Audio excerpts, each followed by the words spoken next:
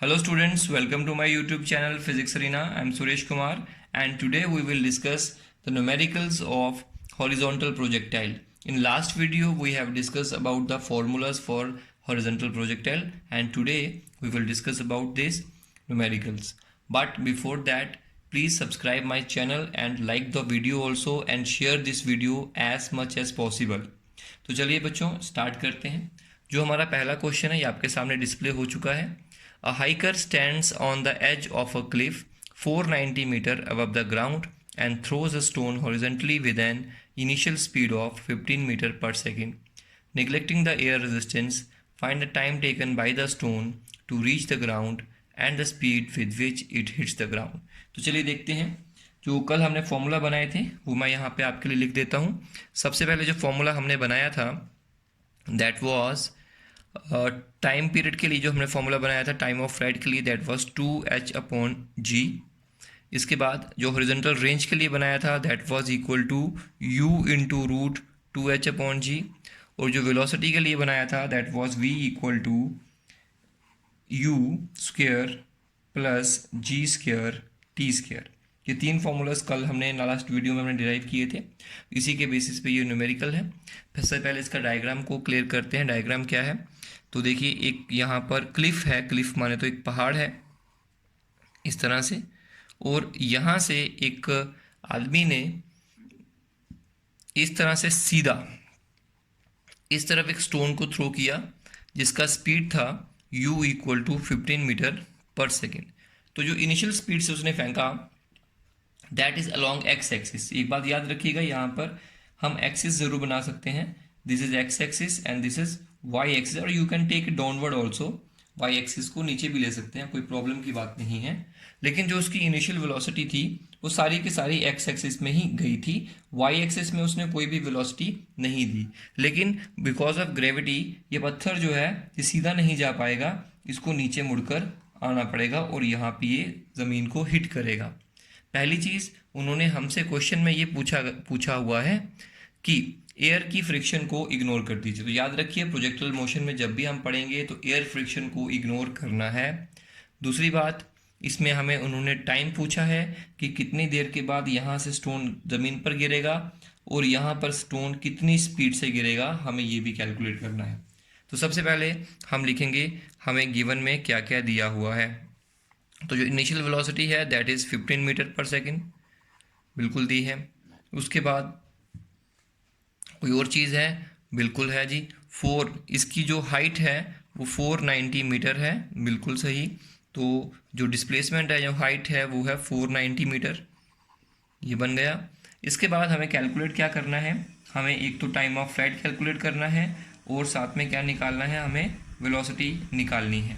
तो time of flight करने के लिए हमें जी भी मिला है, एक्सेलरेशन जो मिलेगी वो that is G, acceleration due to gravity, बिल्कुल। तो हम स्टार्ट करते हैं इस फॉर्मूला को। देखिए सबसे पहले हमें गिवन में है फॉर्मूला कि टाइम ऑफ फ्लाइट निकालना है अगर, तो उसका फॉर्मूला है रूट 2h/g। तो you can simply put the values. 2 into height कितनी है 490, यूनिट भी सही है, और g कितना है 9.8, तो 9.8।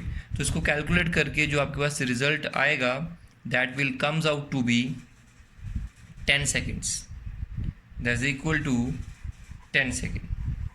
तो इस तरह से आप इसको कैलकुलेट कर सकते हैं।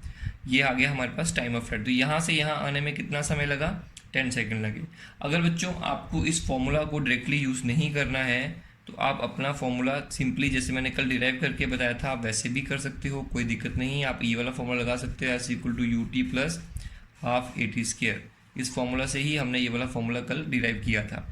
नंबर 1 कैलकुलेशन हो गई। नंबर 2 कैलकुलेशन जो हमारे पास है दैट इज़ v। तो v क्या निकलता है, v आएगा root V X square plus V Y square, that is comes out to be. चलिए देखते हैं जब ये ग्राउंड को हिट करेगा इसका स्पीड क्या होगा वो देखना पड़ेगा। तो देखिए किसी भी समय पर उसकी जो वेलोसिटी होगी वो इस तरफ होगी, तो उसका एक कंपोनेंट वर्टिकल में होगा, एक कंपोनेंट हॉरिजॉन्टल में होगा, बिल्कुल सही। अब ये एंगल जो है इसको हम बीटा कहते थे। तो ये जो वेलोसिटी है हमें इसको कैलकुलेट करना है, this is V X and this is V Y. और आप जानते हैं कि ड्यूरिंग द प्रोजेक्टाइल मोशन जो वेलोसिटी होती है हॉरिजॉन्टल वाली, ये वेलोसिटी हमेशा सेम रहती है टिल द एंड। तो वो यूं ही रहेगी। और वी वाई जो है वो हम कैसे कैलकुलेट करेंगे, हम जानते हैं, हमने कल ही कैलकुलेट किया था कि वी वाई जो है वो होता है g into T. V Y equal to ji T रहता है, तो हम इसका यूज़ करेंगे। अब वी वाई जी टी कैसे आया मैं आपको जल्दी से इसके बारे में बता देता हूँ। देखिए, अगर हम इस मोशन की बात करें तो वी फाइनल वेलोसिटी यहाँ पे होगी, मैं वर्टिकल डायरेक्शन की बात कर रहा हूँ इधर को, तो initial V Y equal to U Y plus A into T, this is the formula. तो final velocity along Y axis में इनिशियल वेलोसिटी कितनी थी, जीरो, क्योंकि सारी की सारी इनिशियल वेलोसिटी तो एक्स एक्स में थी, इसलिए हम यहाँ पे जीरो लिखेंगे। दैट इज एक्सेलरेशन कितनी है, जी टी, तो V Y equal to ji T आएगा। तो यहाँ पे लिखेंगे हम लोग V X square, V X का वैल्यू कितना है यू, तो यू स्क्र आएगा plus V Y that is G square into T square. तो जब यहाँ पे इसने हिट किया तब टाइम 10 सेकंड हो चुके थे, हमने अभी कैलकुलेट करा, इसलिए u कितना है 15 का square plus g that is 9.8 उसका स्क्वायर और 10 का स्क्वायर। तो इन सब का कैलकुलेशन करके जो आंसर हमारे पास बनेगा that comes out to be 99.1 metre पर सेकेंड। तो this is the velocity with which it hits the ground. तो बच्चों, इस तरह से जो कल हमने फॉर्मूलाज डिस्कस किए थे लास्ट वीडियो में, उन फॉर्मूलाज के बेसिस पर इस तरह के सवाल आपसे पूछे जा सकते हैं। तो चलिए बच्चों, अगला प्रॉब्लम देखते हैं। अगले प्रॉब्लम में हमारे पास एक एरोप्लेन है जो कि यहाँ पे हॉरिजॉन्टली मूव कर रहा है। इसका कुछ स्पीड होगा, that speed is given by 500 kilometre पर आवर। इस एरोप्लेन को यहाँ पर एक बॉम्ब गिराना है, यहाँ पे टारगेट है। तो जब यहाँ से आ रहा था, जैसे वर्टिकली इसके ऊपर पहुँचा तभी उसने यहाँ से एक बॉम्ब ड्रॉप किया।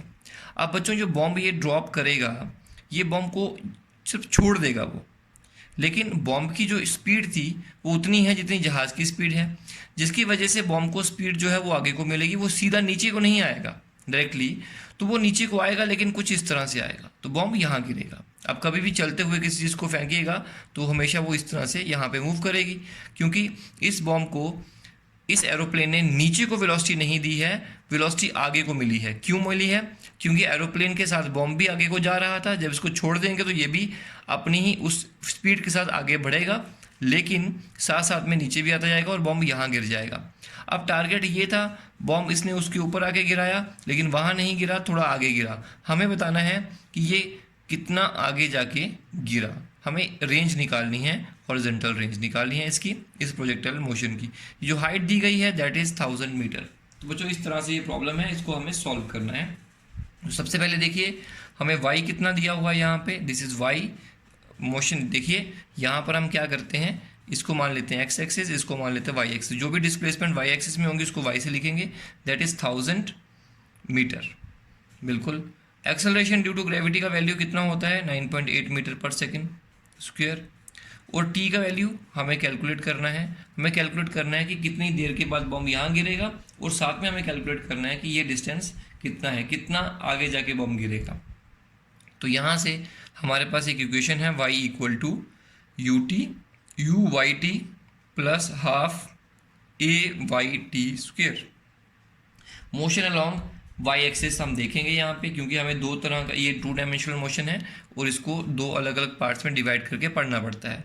अब y कितना है, that is 1000 equal to U Y कितना है। ऑब्वियसली इस एरोप्लेन ने जो सारी की सारी वेलोसिटी दी है वो x एक्सिस में दी है, y में बिल्कुल नहीं दी, इसलिए initial velocity along y axis is 0, तो यहाँ पे 0 आएगा, plus 1/2 into 9.8 into T square, और यहाँ से हमारे पास बनेगा that is T square equal to that is 2000, इसको यहाँ पे मल्टीप्लाई करिए तो 4.9 आएगा, दैट इज़ 1000 अपॉन 4.9, और t कितना आएगा, that is root, that comes out to be 100 upon 7 second. तो this is the first answer. ये हमारे पास फर्स्ट पार्ट सॉल्व हो गया। अब सेकेंड पार्ट देखिए, हम जानते हैं हॉरिजॉन्टल स्पीड और वेलोसिटी ऑफ एरोप्लेन कितना है, that is given already, that is equal to 500 kilometre पर आवर। और इसको कभी भी कन्वर्ट करना हो तो 500 को 5/18 से मल्टीप्लाई कर दीजिए, तो दैट कन्वर्ट्स इन 2 मीटर पर second, and that comes out to be 1250 divided by 9 metre पर सेकेंड। ये हमारे पास आ गया horizontal velocity of the aeroplane. अब देखिए एक चीज़ देखिए, हम जानते हैं कि इस बॉम्ब की जो आगे जाने की स्पीड है वो हमेशा ही 500 ही रहेगी जितनी एरोप्लेन की थी, क्योंकि इनिशियल वेलोसिटी कभी भी चेंज नहीं करती। इसलिए अगर हम यहाँ पे हॉरिजॉन्टल मोशन की बात करें तो हॉरिजॉन्टल मोशन में हमारा एक्सेलरेशन जो है, मतलब वो ax जो है वो 0 है, क्योंकि इस तरफ कोई भी वेलोसिटी नहीं इंक्रीज हो रही, वेलोसिटी तो नीचे को तरफ इंक्रीज हो रही है। और हमें डिस्प्लेसमेंट निकालनी है, मतलब हमें निकालना है r। तो ये जो रेंज है, इस रेंज को कैसे निकाला जा सकता है? रेंज इक्वल टू ये जो रेंज, ये डिस्टेंस है, that is equal to speed multiply time. That is simple formula because there is no acceleration. तो हम सिंपल फॉर्मूला यूज कर सकते हैं यूनिफॉर्म मोशन के लिए। तो velocity remain uniform in the horizontal direction, और उतनी रहेगी बॉम्ब की velocity in the horizontal direction जितनी इस एरोप्लेन की है, क्योंकि उतनी ही उसकी इनिशियल वेलोसिटी थी। तो यहाँ पे लिखेंगे 1250/9 multiply time, that is 100/7, and that comes out to be 1984.13 metre. तो दिस इज द आंसर। ये कुछ क्वेश्चंस बच्चों आपके लिए हैं, आपको इन क्वेश्चंस को सॉल्व करना है और इनके जो आंसर्स हैं वो मैच करें। इनके आंसर साथ में लिखे हुए हैं, प्लीज़ सॉल्व। अगर आपसे सॉल्व हो जाते हैं इट मीन्स आपको ये कॉन्सेप्ट जो है वो समझ में आ गया है।